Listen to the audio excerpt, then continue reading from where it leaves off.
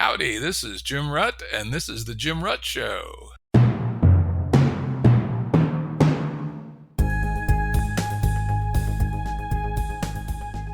This is a Currents episode. Currents are shorter and less heavily produced than our full-length episodes and generally focus on a single topic. As always, links to books, articles, and organizations mentioned are available on the episode page at jimruttshow.com. That's jimruttshow.com.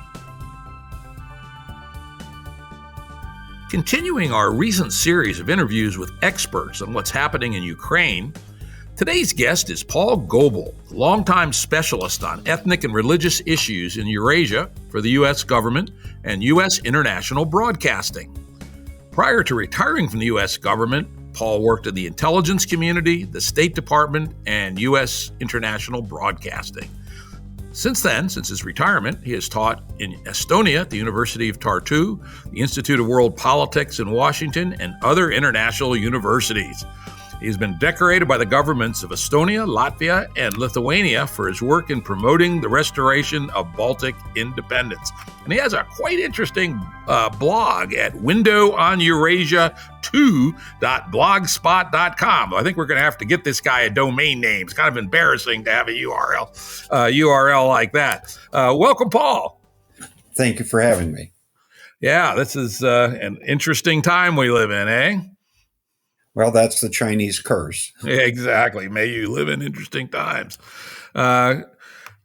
Let's start off with, again, you have you're an expert, lots of study on ethnic and religious issues and history in this region. What would you say from Russia's point of view, what they might say, why what they're doing is, let's say, not insane or a reasonable policy for Putin and Russia? I think the first thing one has to say is that there's not a single Russian position. There's Vladimir Putin's position, which he can enforce on the Russian government. But as we've seen in recent days, there are large numbers of Russians who have a different view. So let me focus on the Putin position, if you will, that defines what the Russian government is saying, which is not quite the same thing as a spectrum of views coming from Russia. I think Vladimir Putin believes several things. First, he really does believe that the West has not shown Russia the respect it was due after 1991. After all, the Soviet Union came apart in a remarkably nonviolent way. There was very much less violence in the former Soviet space as the place came apart in 91 than happened, say, in Yugoslavia. And that part of that had to do with the Russian behavior. And there was an expectation among many Russian leaders, including Putin, that the West should therefore show respect and understanding for Russian concerns. And one of those things was that NATO shouldn't move close to Russia's borders. NATO was created, of course, to resist Soviet Russian imperialism in Europe. And when the Soviet Union disappeared, many people in Moscow, including Mr. Putin, believed that NATO should either cease to exist or at the very least should agree not to move eastward. Well, the countries between where NATO was in 1991 and now, and between NATO and the Russian Federation, in many cases want to become part of NATO, and some have joined because they feel very threatened by Russian power, and they want the protection that Article 5 of NATO can provide. So I think that's the very first thing. There's a sense that we have been neglected, we have been ignored, we have been put down, and we deserve better given how we behaved. And I think that underlies everything. The second thing is that many Russians, Putin is an especially notorious example, but many Russians have great difficulty making clear distinctions between Russians on the one hand and ethnic Ukrainians and ethnic Belarusians on the other. The reality is that 1,000 years ago, there were no Russians, no Ukrainians, and no Belarusians. There were large numbers of East Slavic and Finno-Ugric tribes which fused together. In the last 1,000 years, Russia has had a state for most of that time. Ukraine had an effective state until the middle of the 17th century, and then not really again until 1991. And Belarus, before 1991, did not have an effective state except for 18 days at the end of World War I. So we're talking about, from a Russian perspective, these were all one people. That's what Putin has said. He believes that that Russia is paramount because it was able to articulate and support a state which the other two weren't. He really doesn't see Ukrainian statehood or Belarusian statehood as historically justified. Now, obviously, that position is not something that Belarusians or Ukrainians accept, but it explains how he sees the world. And the third thing is this: Putin recognizes that Russia needs, in his mind, to have some kind of protection, some kind of penumbra, if you will, of security, by ensuring that the countries that are neighboring it are at least not hostile to Russia. And he believes that that means having governments that look to Moscow before they look anywhere else. That one understands that in any government, they want neighbors who are cooperative. The problems begin, of course, is how do you get people to do that? And what Vladimir Putin has been doing by his use of military power is producing exactly the reverse of what he wants. Today, the Ukrainian nation is more united, is more strongly felt than at any point in its history. The Ukrainian state, while under attack by a superior Russian military force, has demonstrated a vitality that few in Moscow or in the West expected, and that Mr. Putin, by his actions, has isolated Russia far more thoroughly than the Soviets ever did. During the Cold War, the Soviet Union never suffered the kind of defeat in the UN General Assembly that Russia did this week, being able to get only 4 other countries to vote for alongside it against a UN resolution condemning its action in Ukraine. So the fact is that if you ask why Putin may feel that he needs to do these things, one can understand why. One doesn't necessarily have to agree, but one can understand why. The problem begins that Mr. Putin has adopted a strategy which is producing exactly the opposite of what he wants. He's unifying NATO, and he's driving his neighbors further away from him. Yeah, very good. Very good statement of what Putin's views might well be. Let's now go to where Putin probably made a horrendous bad judgment. On your blog, you had 5 mistakes that you attributed to an essay by Vladimir Pushtakov. Is that how you pronounce it? Postukov in London. Yes. Yeah, 5 mistakes. I thought were quite interesting. I thought it'd be useful to actually run through them. And you started to talk to them a little bit about the fact that Putin seems to have had a seriously mistaken notion about the actual situation in Ukraine.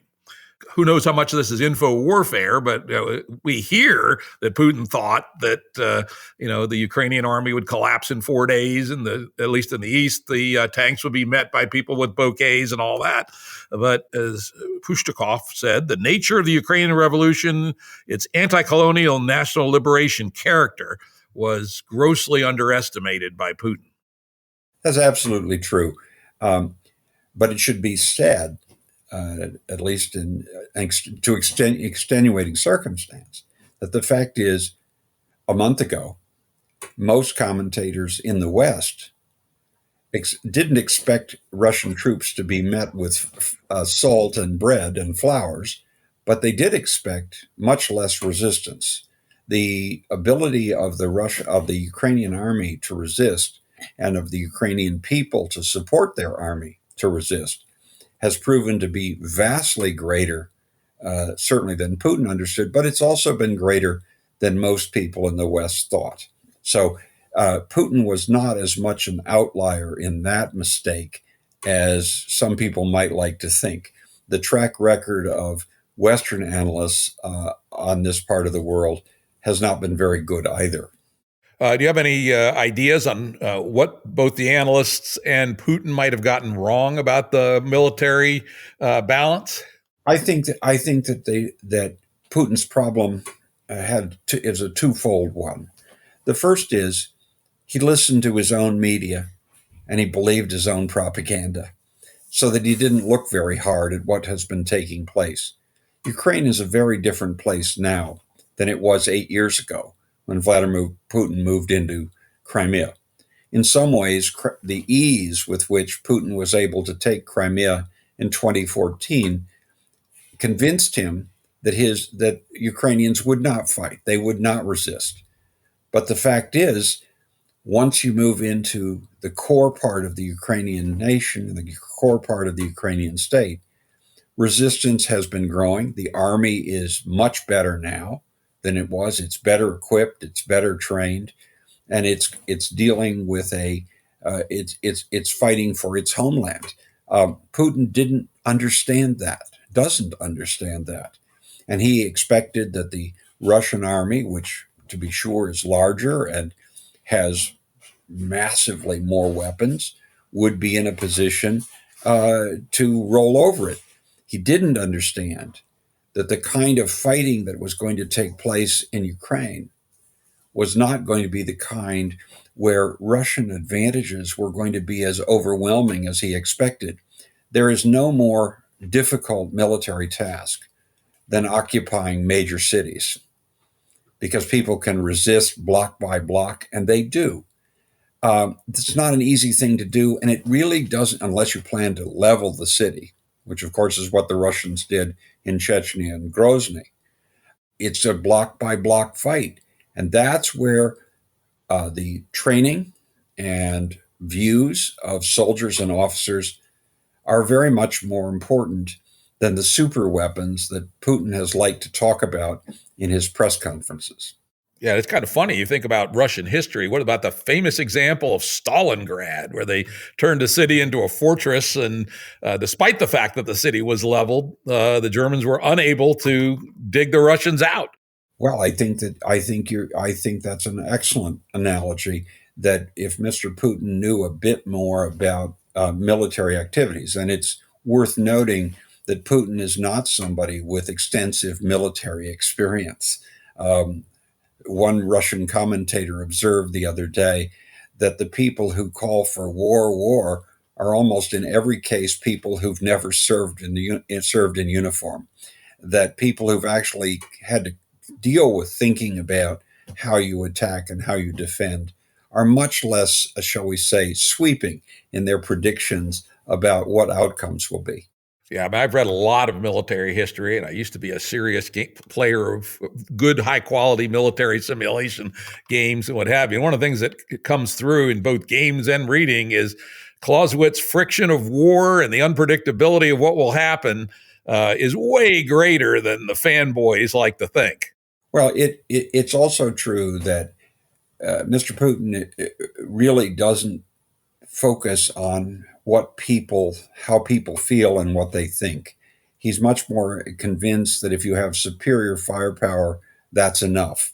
Well, what we've learned in an awful lot of wars, and what Russians and Soviets should remember from Afghanistan, if nowhere else, is that if you face a foe that is really committed to fighting you, even if it's less well armed, even if it's got fewer people, it can resist effectively for a very long time. And even if you occupy portions of it, you will discover that your occupation isn't worth very much. And over time, it will be degraded by partisan war. And of course, the United States has had plenty of examples of that on our own side, from Vietnam to Iraq to Afghanistan. And we'll talk more about resistance later. But let's move on to the next mistake that Putin seems to have made. And it may come from the same root of sort of lack of actual knowledge about what matters. He seems to have had an unrealistic assessment of the military capability of the Russian army.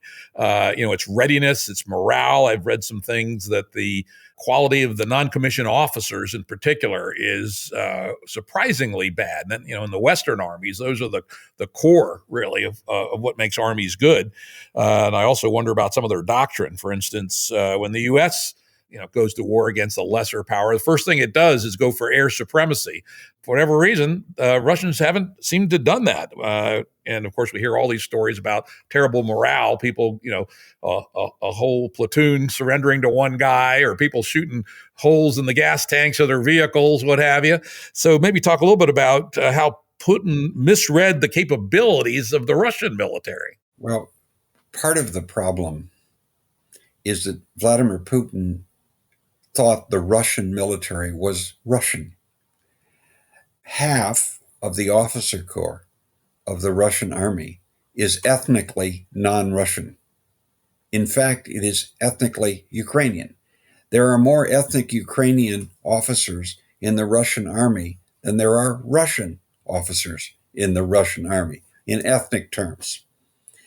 At the non-commissioned officer, the sergeant level, and you're absolutely right, the key link in all this, 2/3 of the men serving as sergeants in the Russian army are from the North Caucasus. Not ethnic Russians, but from the North Caucasus, Chechens, Ingush, Dagestanis. So the first thing is he doesn't understand that the army of the Russian Federation is a multinational army, not unified ethnic Russian. Second, he doesn't understand that just because you have the best weapons in the world doesn't mean that those are what you need to fight a foe that is prepared to contest every single block. Having some of these super bombs is great. It makes wonderful television, but it doesn't allow you to take territory if you're facing people who are prepared to fight and die. And we have seen Ukrainians display real heroism in resisting Russian advances. And we've seen the Russian soldiery, the people at the very bottom, demonstrating again and again that they'd like to be almost anywhere else but in Ukraine. In recent days, people have speculated as to why is this 40-mile long column of Russian troops not making its way toward Kiev, because everyone thought that would come, Kiev would be surrounded, and that would be the end of things. Well, probably the largest reason that column has not moved is sabotage by Russian troops, which have been found to be shooting out the gas tanks, draining the gasoline, so that the APCs and tanks can't move forward. The consequence of that, or what that tells you about your own military, is that these are non-enthusiasts. They're not going into war with the same degree of commitment that the Ukrainian soldiers and officers are showing on the other side. If you don't understand that, and I don't think Putin does, you will make mistake after mistake after mistake. All right. And then the fourth one, and from this essay that you quote, and I think I got to say, I've been surprised too, and I think most of the analysts got this wrong too, is how amazingly unified at least major powers of the West have been. I mean, Sweden sending 5,000 anti-tank weapons to Ukraine. Who would have bet on that? The Germans stepping up, even Hungary agreeing to the SWIFT lockout. So the international reaction, I think, is pushed. Your guy, Stukov, suggested that this backlash from the West has been way stronger than Putin was expecting. He did not understand that the West was willing to come together in the face of a threat this severe. Had Putin done something, which is what, to be blunt, I expected, to be honest, is what I expected, which was to try to seize southeastern Ukraine, giving him the land bridge to Crimea and total control of the Sea of Azov. I don't think you would have had the kind of Western unity you did. There would have been people, especially in Europe, who would have argued, well, we have to understand what he's doing. But when you go for the capital city of a foreign country, when you bomb large civilian sectors, when you bomb atomic power plants, you raise questions in people's mind. And I think we have to give a lot of credit to the current generation of Western leaders who have been talking to each other on a daily basis and who are vastly more united. If there's a statue to be put up in Kiev and in Brussels at the same time, it should be probably a statue of Vladimir Putin, who first united Ukraine and then reunited NATO. That's not what he intended, but that's certainly what he's achieved. And I think it will be harder for him. I think it will be harder for him to chip off parts of NATO in the near future, anyway, than it had been earlier. There is just too much bad blood, and what Russia has done has offended too many people. Yeah, this was a major breach of the post-World War II taboo against, all-out cross-border attacks on a foreign country. I mean, the only other one I can think of was Iraq grabbing Kuwait, and the world wouldn't tolerate that either. Now, obviously, lots of countries have been meddling in civil wars and all that, but in terms of the post-World War II taboo, this was just a blatant violation of that. Well, he thought because the West didn't get united over Crimea that it wouldn't get united over taking Kiev. But it's very different to take a province that's complicated and to go after the capital city of an independent country. And I think Mr. Putin has shot himself in the foot, and I think he's created problems for his country in the future that are vastly larger than any benefits he could possibly have achieved by what he has done. Yeah, I was going to talk about this later, but this is probably a good time to talk about this, which is this is an unprecedented non-kinetic response to war. This is severing a network war, essentially, where we're cutting Russia, close the airspaces, kick them out of SWIFT, seize the Western assets, at least to the central bank, or froze them. I guess we didn't seize them yet, but we've frozen them. Many other snippings of the networks. And here in this highly interconnected world, and Russia was part of that interconnected world. Russia was not a hermit kingdom. This is an unprecedented action, at least as I see it. What do you think about the severity of this action in kind of historical context? Well, you're absolutely right that this is unprecedented in its severity against a superpower or a major power with nuclear weapons. It is something like what was visited on Iran. It's something like what has been visited on North Korea. But those are two very different countries in terms of relative power in the world. Russia had been involved in integrating in the West. In fact, Putin's success has been his ability to let the West pay for the development of Russia by the sale of Russian raw materials and also by opening Russia to outside investment. Both the sale of raw materials and the ability of Russia to attract Western investment have now been called into question. There's more and more unwillingness to purchase oil and gas from the Russian Federation.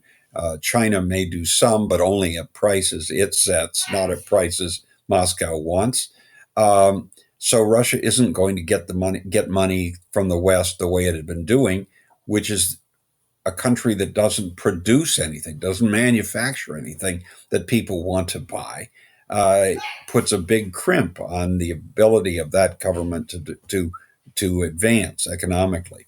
The sanctions with respect to banking and trade The banking sanctions, I think, will have to be toughened if we really want to do it, because we're already seeing evidence that the 5 major Russian banks that have been sanctioned or taken off SWIFT are simply moving funds into those banks, Russian banks that have not been sanctioned, sort of end running, if you will. My guess is that as that becomes more obvious, there will be calls in the West for extending the ban on SWIFT to the entire Russian banking system. And there's going to be certainly more freezing of Russian assets abroad. Russia currently has on the order of 1.5 trillion with a T US dollars of money abroad. No country can afford to lose access to that kind of money.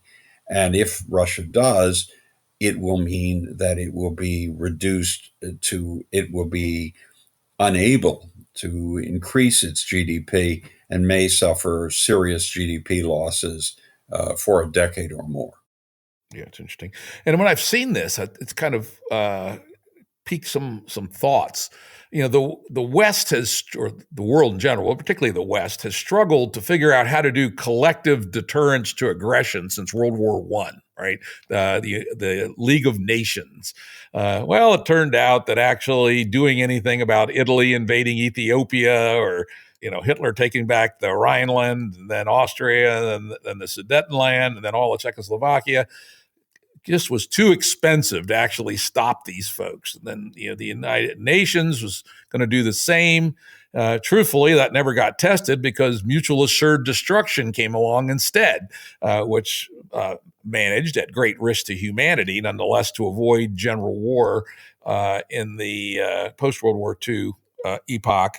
But now maybe something new has come on the scene, that if this network war really turns out to be as effective as it could be, and as you point out, it still needs to be tightened.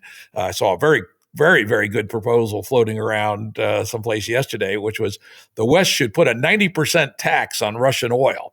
The interesting thing about that is, since oil is a fungible good, Russia will only be able to get about 10 cents on the dollar for its oil that it sells. It may push the oil price up a little bit, but mostly it's going to be us taking 90% of the proceeds from the exports of Russian oil. So let's say we tighten the economic network war even more. Is this finally a means for collective defense against aggression? I think we have to distinguish two different things. If you're dealing with a government that cares about the future of itself and of other than its physical survival and the progress of its own country, the kind of pain we're talking about inflicting should have an effect. If you believe, however, that you don't really care what happens to your own population. I mean, the Russian government of Vladimir Putin has not been all that solicitous of its own population. It's closed hospitals, it's underfunded medicine, it's not built highways. We're talking about a country, largest country in the world, that has fewer miles of paved road than my state of Virginia. I mean, this is not a country that is where the government is trying to develop the country. The Putin government is trying to enrich the elite through the sale of raw materials abroad. That's a different goal. I think in the short term, the Western sanctions regime is not going to affect Putin's decision making. It's hopefully going to affect what others around him think, and they may bring pressure of various kinds on him. But I don't think anything we've done so far, or even that I've seen talked about, or even a 90% tax on oil that you just mentioned, I don't think that changes Vladimir Putin's calculus on what he's going to do. But if you think longer term, and Vladimir Putin, like all of us, is not eternal, there will be a time when Vladimir Putin will not be in the Kremlin. Russia will still be around. And what we're talking about is a country that's now being put on a downward course for a very long time. There are many, many people in Russia and not just people who are going into the streets and protesting this war, who don't want to see their country recede even further. I mean, it's a country which is headed toward third world status in lots of ways. Upper Volta with missiles, as it was once described. There are a lot of people who don't want that for their country, and so I believe the sanctions are affecting their judgment about what's going on. But I am not confident that anything we've done so far will keep Vladimir Putin from continuing to try to engaging in the kind of actions he has.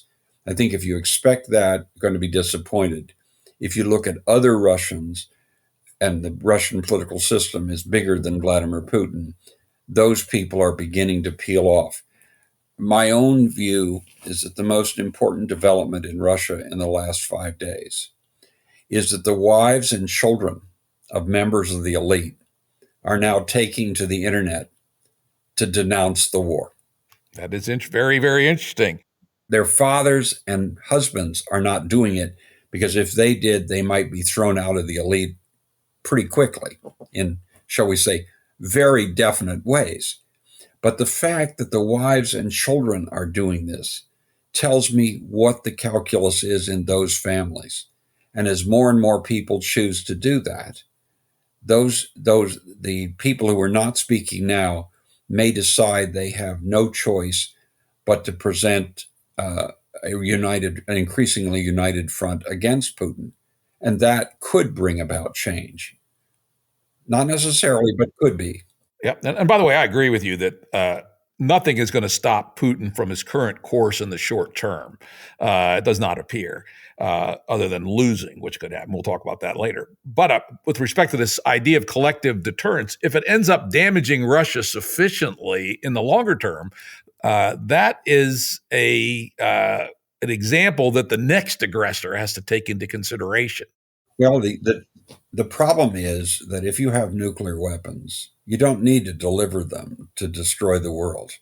You just set them off. And Russia has a lot of them. Does it have sufficient to take out this or that enemy, NATO or the United States? Probably not nearly to the degree that Vladimir Putin thinks. Having said that, the destruction it would wrought is enormous. We're dealing with a world that is increasingly short-term in its thinking, adopting a strategy which is increasingly long-term in its consequences.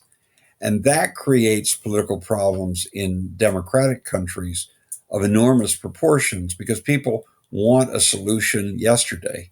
And what we're able to do in a world where someone has nuclear weapons isn't going to get you that quickly. And I agree with you that a future aggressor, and maybe even Vladimir Putin in another round against another country, will take this into consideration.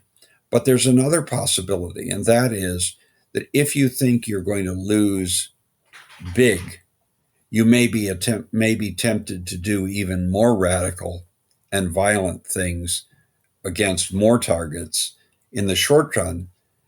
Suffer the pain now, but put yourself in a better position, at least as you imagine it, in the future. That's a rather dire thought. We'll come back to that later about what happens next. Before we do that, though, let's switch to the topic that you brought up, which is the media and the infosphere in Russia.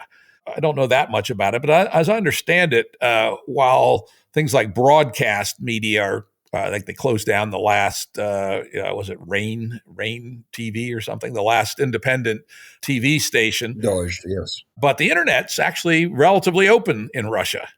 The internet is less open today than it was 5 years ago. It's being cleansed, quote unquote, as Putin would put it. There are more and more restrictions being placed on what anyone can produce. There are new laws that inflict serious jail terms for people who report on the Russian army in ways the Kremlin doesn't like.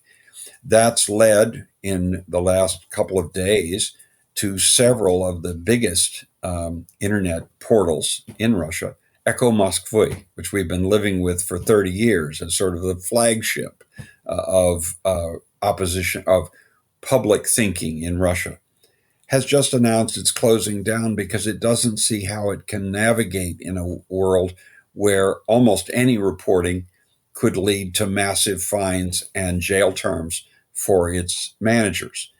That's happening again and again.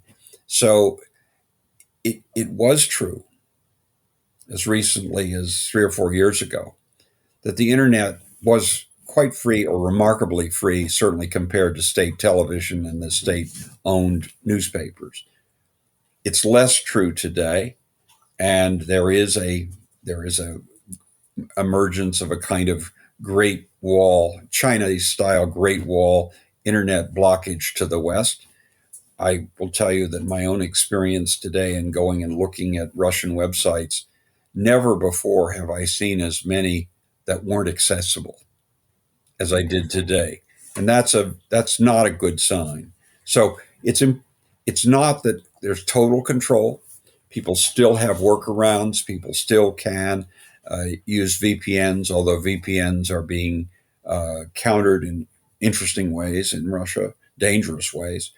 But it is no longer true that there are these two universes, and it's fairly easy if you can go online to find out the facts, as opposed to what you won't learn if you only listen to state television. It's still true you can do some, but it's no longer as possible as it was only 2 or 3 years ago. Yeah, though I do believe Twitter is still on in Russia, and there's a fair bit of news going on in Russian on Twitter. It's still available in much of Russia, not all. Okay. One of the things, I mean, Russia is a very large country, and things that are happening in the 10 time zones that it spans are very different. Again, in Moscow, Twitter is still available. It's not available in a number of places outside the capital, and one sees a gradual squeezing of that. And one sees, and I think this is the really chilling factor, is that people are now being hauled in and sentenced to real jail terms for what they may have put on Twitter. And so even if Twitter remains accessible, what people are willing and able to say on it will be very different if every time you type something in, you have to worry that it might take you away from your family for 15 years. Yeah, but at least people can read, get a different version of the news, which of course gets you back to a fair part of your career where you were working with, Voice of America and the American, broadcast arm of our propaganda, essentially.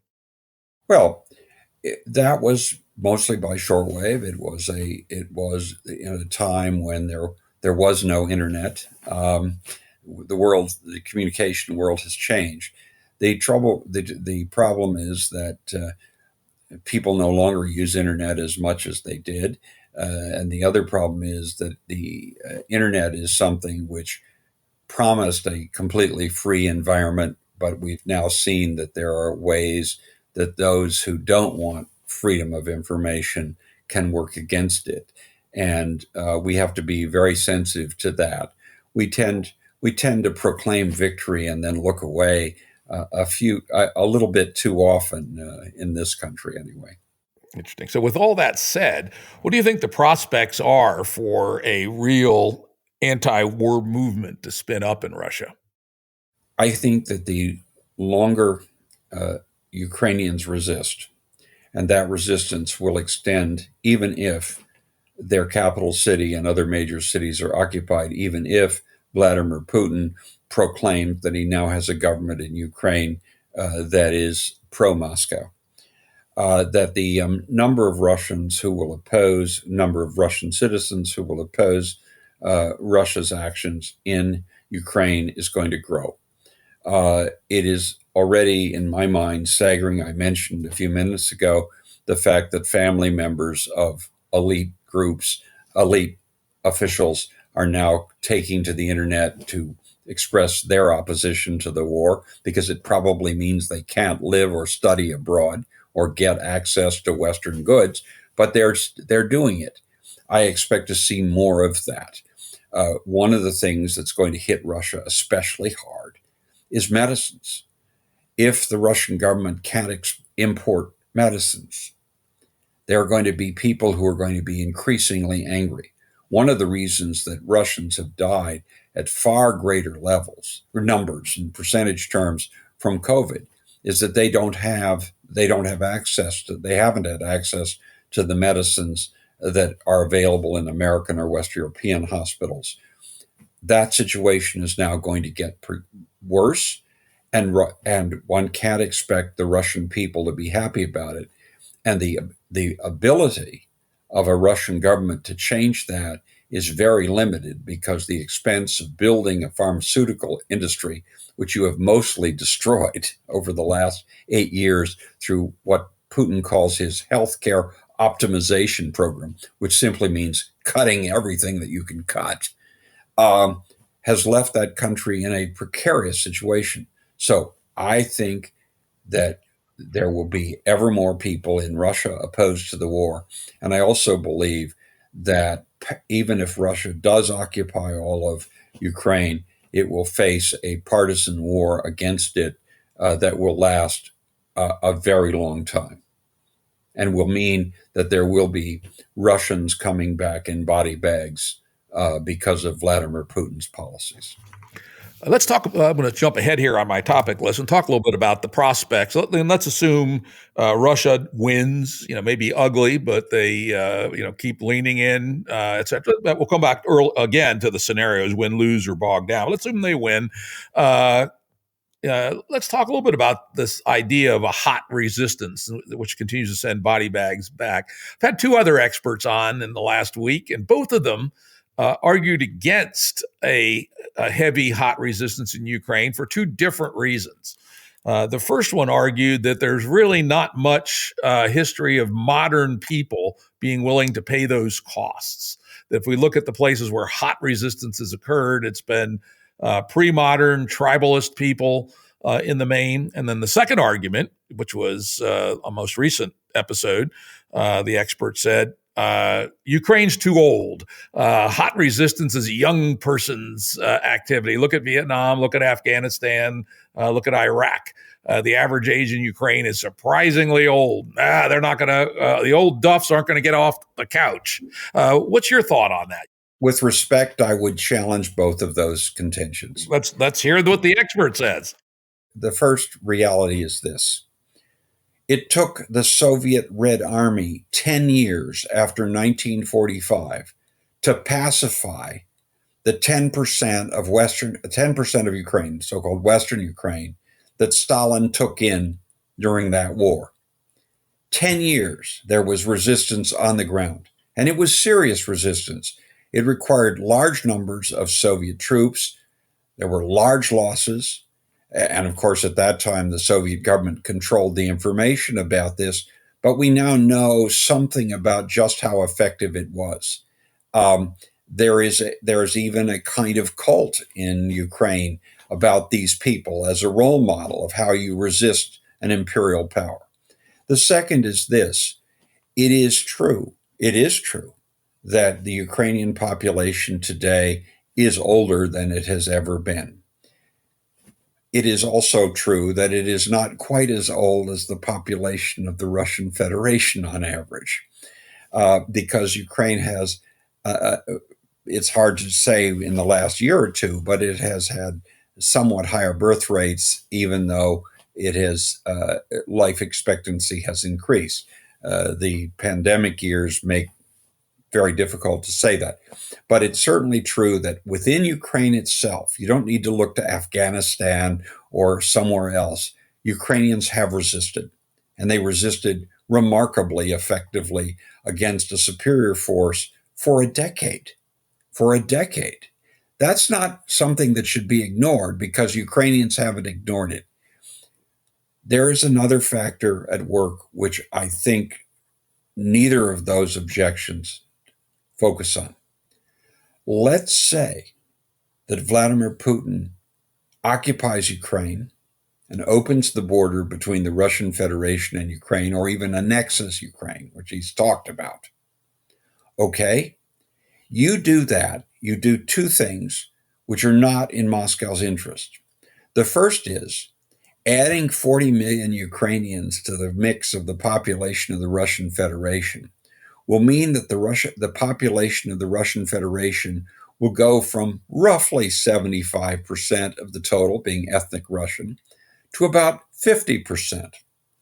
Everything we know about countries tells us that a 50% level is sort of the tipping point. It was when the population of the Soviet Union declined to only 50% ethnic Russian and 50% others that it came apart. That was vastly more important than anything Lenin did or Gorbachev did. The second thing is this. You're going to have 40 million people who are going to remember on their own skin what the Russian army is doing right now. Block to block killing of people in cities, attacking nuclear power plants, poisoning all kinds of the environment. Those people are not going to roll over and be cheerleaders for Vladimir Putin. There are a lot of things you can do to resist an occupying power without going into the streets and engaging in hot action. And it creates problems for the occupying power, even if no one shoots at them. But I believe in the case of Ukraine, you will see both sabotage by unwillingness to obey and active underground movements against. So, do I expect the Ukrainian resistance to look like the Mujahideen in Afghanistan? No. Do I think it may be as effective over the next decade? Quite possibly. And so I think people know. Most Western experts couldn't have told you where Ukraine was 5 years ago. I'm old enough to remember when the big fight about talking about Ukraine at Slavic Association meetings of this country was whether you said the Ukraine or just Ukraine. I remember that was the kind of fight people had 30 years ago. Tragically, very, very few people in the West know very, very much about the resistance that the Soviets encountered between 1945 and 1955. It was strong, it was powerful, and it required an enormous expenditure of Soviet military muscle to suppress it. And actually, the other one that from a historical perspective that shows the Ukrainians are willing to fight is the Ukrainian partisans fought both the Nazis and the Russians during the middle of World War II. And it took like 20 divisions of the Nazis, which are not known for their gentleness, as we know, to keep that sort of semi under control. Well, and the fact that they did that, the fact I know many Ukrainians who remember that their parents and grandparents were part of that struggle. This is personal, and Vladimir Putin has made it more so. For people to suggest that these people are going to roll over and be loyal, pro-Putin Ukrainians, or even worse, pro-Putin citizens of the Russian Federation, strikes me as ahistorical at a minimum, and self-deceiving, and in some ways contemptuous of a people that has demonstrated its willingness once again to resist invaders of its territory.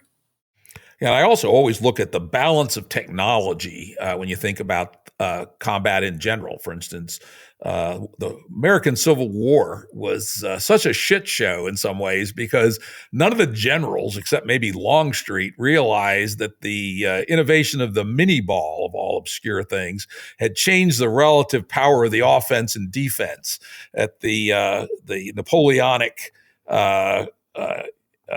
strategy of attack, which they were taught at West Point from Yamini. Clausewitz hadn't yet been translated into English. Turned out to be a prescription for slaughter in the Civil War, where the mini ball had 3 times the effective range of the old smoothbore muskets from the Napoleonic era. Only Longstreet seemed to have figured that out. He always said, "Let them attack me first, and then I'll counterattack." In this case, the pervasiveness and effectiveness and inexpensiveness of man-portable anti-tank and anti-aircraft weaponry could really make life difficult for an occupying army. And notice they're flooding this stuff in, perhaps at a rate way beyond what the Ukrainians can actually use today. So there could well be, thousands, tens of thousands of very effective anti-tank and anti-aircraft missiles floating around Ukraine, should Putin end up prevailing. And I think that could make life very difficult. You trade a $100,000 missile for a $3 million tank or for a $30 million airplane. That's a pretty good trade. Well, and I think the fact is that for me, the symbol of what Ukraine is about and what's coming. The largest beer bottler in Lviv, in Western Ukraine, last week announced that it was no longer going to be bottling beer. Instead, it was going to be producing more bottles that people could make into Molotov cocktails. Low-tech resistance often works remarkably well against occupiers. And it's not simply having anti-tank or anti-aircraft equipment, but if you are a occupying force, and you have to worry about the fact that any house you pass by, any apartment building you go around, may have someone at a window who's ready to throw a Molotov cocktail at you. That becomes very, very difficult to sell at home.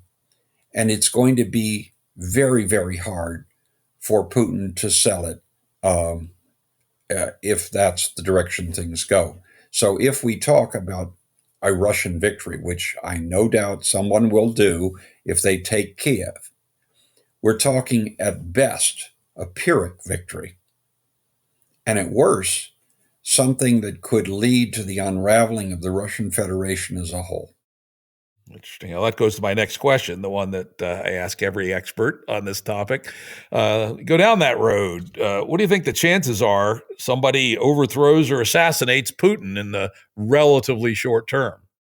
Well, I think that there are more and more people in the inner circle or at the outer edges of the inner circle who are horrified by what's going on. Whether they will take the next step and take the risks that would be involved of going after the president of the Russian Federation is in some ways impossible to say. This is the action of an individual or a very small group of people. Putin has been acting in recent months as a president in a bunker. He's clearly interested in defending himself not only against COVID infection, but against any kind of attack like that. So is it possible? Of course it's possible. Is it more likely now than it was a month ago? I think so, because I think there's vastly more anger. If you can't put your kids in British public schools, you can't send your children to Harvard Business School, if you can't go and use the apartments you've bought in Monaco or London, I think you're going to be increasingly angry at the person who did this because you can't really see what benefits you've gotten from it. At some point, there are people who are going to raise the question of how much longer can we afford to have this go? How those people will act is a matter of individual human psychology. I don't think anyone from the outside could have predicted a von Stauffenberg. On the other hand, it was clearly the case that when Germany began to lose the war, the pressure to do something to stop this rose, and the number of people who were willing to consider it increased as well. Of course, it isn't necessarily just a physical plot. Khrushchev was thrown out by the other powers. To your knowledge, what's the situation in Russia with respect to other countervailing powers in Russian politics? The first thing to remember is that the Soviet Union, as dictatorial as it remained even after the death of Stalin, still had a kind of collective leadership. There were people on the Politburo, the central policymaking body, who had independent bases, somewhat independent bases of power, be it the military, the police, heavy industry, and so on. There is no Politburo as such in the Putin administration. This is a personalist dictatorship that is maintained largely by the use of force and by making enough people rich, mostly by allowing them to invest their money in foreign countries, that they won't challenge him. That's a different situation. So I don't see a 1964 Khrushchevian solution, if you will. I think there are people who would like to see Putin go. I think one of the questions they have is, how could that be done? How could you, where would he go? What would he do? I don't think anyone expects that a man like Vladimir Putin is going to go quietly. And so if that's the case, that raises the stakes for anybody thinking about taking action still higher, because there's no question in my mind that what Hitler did after the July 44 plot is nothing in comparison to what Vladimir Putin would do if anybody tried anything of violence against him. That's a pretty scary scenario, because the aftermath of July 20th, 1944 was truly horrifying. It was horrifying. I'm telling you, Vladimir Putin is prepared to be much, much worse. A dear friend of mine, the former president of Estonia, Toomas Hendrik Ilves, once remarked that if the Russians ever came back to Estonia, they wouldn't be constrained by communism. I think it's fair comment that Vladimir Putin is not constrained by communism. There is very little he would not consider doing. And that's what makes him so dangerous. But also ultimately, I think, means that his policies are going to fail, although whether they fail quickly in his lifetime or thereafter is still a very open question. And I think it depends on a lot of individual calculuses that are very difficult to sum up. Okay. Well, let's go on to the next topic, which is, again, one I have to ask every expert, even though we all know that our information isn't great and the uncertainties of war are large. But what's your prognosis on the kinetic hot war between Ukraine and Russia? How's that going to unfold over the coming days and weeks?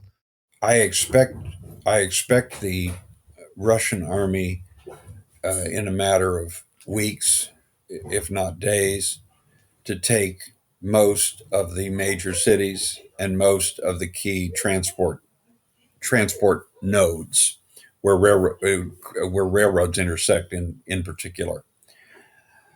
I think that will be sufficient for Vladimir Putin to proclaim victory, and I think it will lead many people to accept that characterization, as angry as they may be that it has happened. I think Putin's claim, like most of the things Vladimir Putin says, and Western acceptance of it, are wrong. That's not a victory. We're not talking about a population that will be pacified. We're talking about a population that will be occupied. And an occupied population, unless it's been so destroyed in the field, which I don't expect to happen. I think there will still be sizable Ukrainian military formations operating outside of the cities, outside of the major rail nodes. I expect resistance to continue for a long period of time. I expect the Russian forces to continue to take losses for a very long time. That being so, I would avoid accepting Putin's claim of victory anytime soon, although I fully expect him to make it sometime and have enough facts on the ground, if you will, to convince people in the West that this is somehow over, at least no longer in the headlines and on page one of the newspapers. Yeah, it seems like a reasonable central scenario because they do have such overwhelming force that if they're willing to trade men for territory, they probably can take the cities and cut the eastern half off at the Dnieper. They can cut the country in half, and at that point declare victory, even if it's not true. So let's take that scenario as what happens. What does that mean with respect to NATO and the West? Do we see Finland and Sweden join NATO? Do we see Germany go through with its rearmaments that it just announced? Does the solidarity that was in the instant happened, does that hang together in the face of this sort of ugly, not quite complete victory by Putin? Well, I think the what happens to NATO depends on what Putin does next. Putin has never made any secret that what he wants to do is not limited to Ukraine. He wants to take Belarus. He's talked about taking northern Kazakhstan. He's talked about moving into the Baltic states. To the extent that he appears preparing to threaten those, or even does threaten them, or even moves in those directions, then I think it's very, very likely that Finland and Sweden will both become part of the Western Alliance. I think it's very, very likely that NATO's coherence will be greater than it was 6 months ago, perhaps not as great as it is right now. I think there's going to be an acceptance of German rearmament, which is not something that everybody will be thrilled about, but I think it will be viewed that Germany is a counterweight to Russian aggressiveness toward Poland eventually. I think that it may be said 25 years from now that no one did so much to unite Europe and unite NATO as Vladimir Vladimirovich Putin. Wouldn't that be a great irony? But it certainly seems to be true so far. So last question, one of the other big geopolitical questions that just seems to be just off stage of this tragedy in the Ukraine is China and Taiwan. What do you think the leadership in China is making of what's happened so far and your view of what may happen here in the future? Well, I think that the first thing to say is that China doesn't think in short-term terms the way we do. It assumes it's going to have a lot of things fall in its lap if it waits, and that provoking things is not a good idea from its point of view. I think it expects to pick up a lot of pieces in a kind of neo-colonial sense to its north. I think it recognizes that a major military thrust against Taiwan would have to go over American ships. That's probably not something you want to do if your goal is to present as a rising power.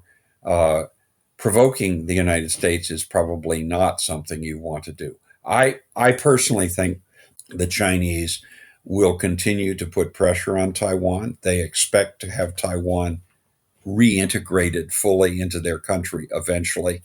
But I personally don't see them moving in that direction in the next 6 months or a year. The Chinese are looking out and they're paying attention. They're seeing what Vladimir Putin's move in Ukraine did for the United States and the Western Alliance. They've got to know that if they move into Taiwan, they can forget warmer relations with Japan. Indeed, they can face the likelihood that the West will tolerate the idea that Japan could go nuclear. It's a near nuclear state now, and the idea that Japan would go nuclear is probably a bigger minus in Beijing's thinking than retaking Taiwan is a plus. So my sense is the Chinese, who tend to think strategically rather than short-term tactically, are probably not going to move in the near term. That doesn't mean they never will, but it does mean in my thinking, that we're talking about a long-term strategy. I often say that the Russians played chess while the Americans played checkers. I think that if the Russians are to say that about China and Russia is. The Chinese are playing chess and the Russians are playing checkers under Putin. And they're both, the people who play checkers don't do as well against the people who play chess as they always imagine they will. Indeed. Well, Paul, let's wrap it there. This has been a really interesting conversation. You've thrown a lot of very useful light onto this situation. Thanks for being a guest on the Jim Rutt Show. Thank you. Audio production and editing by Andrew Blevins Productions. Music by Tom Muller at modernspacemusic.com.